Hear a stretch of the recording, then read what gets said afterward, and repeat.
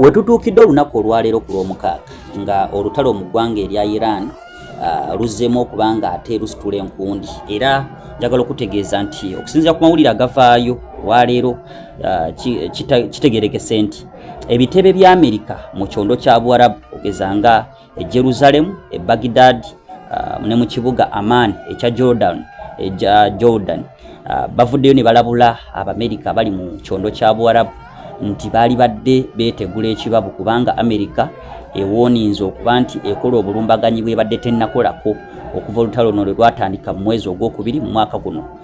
Njagala okutegeeza nti embassies mu kibuga Jerusalem, Baghdad kibuga kya Iraq ne Amman mu Jordan balabudde nti Americans in the region should consider departing or be prepared to depart should there be escalation.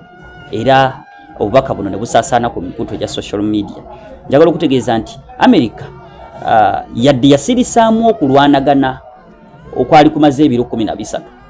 Njagala okutegeeza nti ku lwokutaano oluwedde America nga Donald Trump nga amaze okusisinkana banne ababiri kubwaka akafuba ako kusinziira ku mawulire agavayo ku lw'omukaaga galaga nti Vice President wa Donald Trump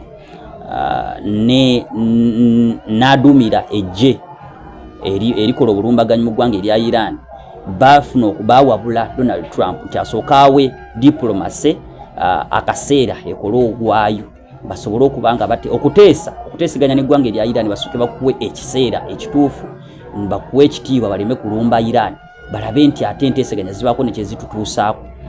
Era ku lunaku olw'omukaaga Donald Trump yavaayo n'alangirira nga bw'ayimirizza okulwana oba okusindika ebikompola mu ggwanga erya Iran. Era kyamaze ennaku nga zaadde 2.3 ate Iran yo nettula okulwana bwe yaweereza ebikompola ku lunaku olwokubiri olwa sabbiiti eno ng'eruweereza mu kyondo kya Buwarabu mu nkambi za America naddala mu Jordan era ne Bahrain ate ne mu Kuwait. Newankubadde okusinziira ku CENTCOM, Central Command ya America, bategeeza nti ebikompolo ebyaweerezebwa Iran byali intercepted, tebyasobola kubanga bikosa, naye ate basalawo nabo okwanukula Iran okutandika ku lunaku olwokusatu. Njagala okutegeeza nti Donald Trump yali ayimirizza okulwanagana mu sabbiiti ewedde. Ku lwokusatu akawunga essaawa zaali 2 ne batandika okuweereza ebikompola mu ggwanga erya Iran. Era njagala okutegeeza nti mu kulwanagana okwo mu bitundu bye baakuba provinces ziwera mwe muli n'akazinga ak'Kishim mwe battira abantu abakulu babiri, bano baali bafumbo n'omwana ow'emyaka 2 gyokka. Era kino Iran yakivumiridde nnyo ne bawera nkolokooto America ejja kisasulira. Njagala okutegeeza nti mu bulumbaganyi obwo bwa Kishim abantu 3 be balugulamu obulamu, era kutegeeza nti omwana w'emyaka 2 n'abafumbo omwami n'omukyala. Njagala okutegeeza nti era mu birumbaganyi obwo bwennyini America yasobola okuba ebifo ebyenjawulo ebirimu ebyokulwanisa bya Iran munda mu ggwanga erya Iran. Wabula Iran era nayo neyanukula nekomawo okuba era nekasuka ebikompola mu nkambi za America mu mawanga agaliranyeewo gamba nga Bahrain, Kuwait ne Jordan mu sabbiiti eno yennyini.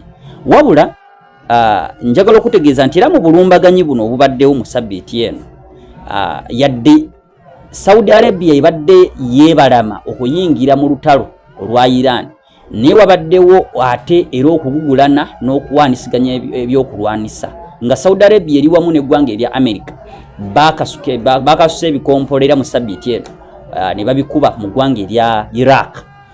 Era babisindika mu nkambi erimu Iranian Allied Group nga kano kyekibinja ekiwagirwa Iran oba ekiri ku ludda lwa Iran mu Iraq.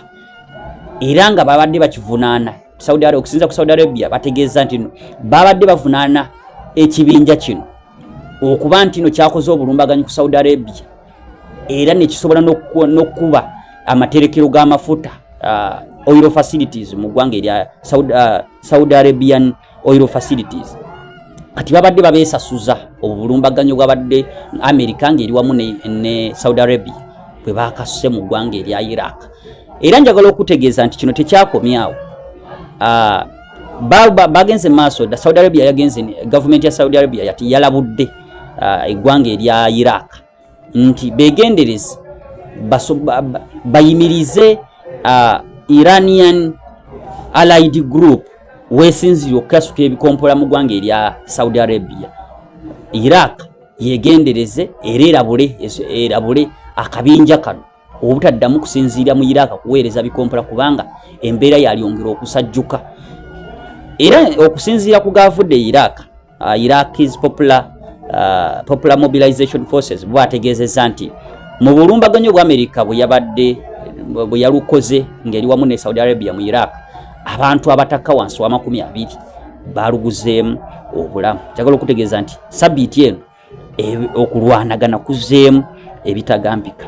Era mu sabbiiti eno yennyini kyagala okutegeeza nti ekimu ku bibaddemu twalabyeko kubeekalakaasa mu ggwanga erya America.